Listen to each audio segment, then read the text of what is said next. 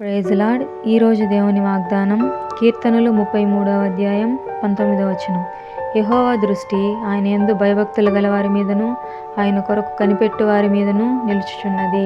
ఆమేన్. దేవుని దృష్టి ఎవరి మీద ఉంది? ఆయన పట్ల భయభక్తులు గల వారి మీద, ఆయన కొరకు కనిపెట్టుకొని ఉన్న వారి మీద ఉంది. చాలామంది దేవుని కొరకు, దేవుని కృప కొరకు చాలా కాలంగా ఎదురు చూసే వాళ్ళు ఉన్నారు. నేను దేవునిలోనే ఉన్నానే, ఆయన నమ్ముకునేగా ఉన్నాను, ప్రార్థన చేస్తూనే ఉన్నాను, కానీ ఆయన నాకు ఉత్తరం ఇవ్వలేదని దేవుని కొరకు ఎదురు చూస్తూనే ఉన్నారు. దేవుని దగ్గర స్థానం పొందాలంటే ముందుగా మనం హృదయపూర్వకంగా ఆయన్ని విశ్వసించాలి, మనస్ఫూర్తిగా ఆయనకు మొరపెట్టాలి, మనస్ఫూర్తిగా ఆయన్ని నమ్మాలి. అప్పుడు ఆయన జవాబిచ్చేవాడుగా ఉన్నాడు. ఆయన తప్ప మరొకరు లేరనే మర్మాన్ని మనము తెలుసుకోవాలి. ఇది మనఃపూర్వకంగా నమ్మిన యెడల ఆయన కృప మన మీద ఎల్లప్పుడూ ఉండును. ఈ చిన్న వాక్యాన్ని దేవుడు ఆశీర్వదించునుగాక. ఆమేన్.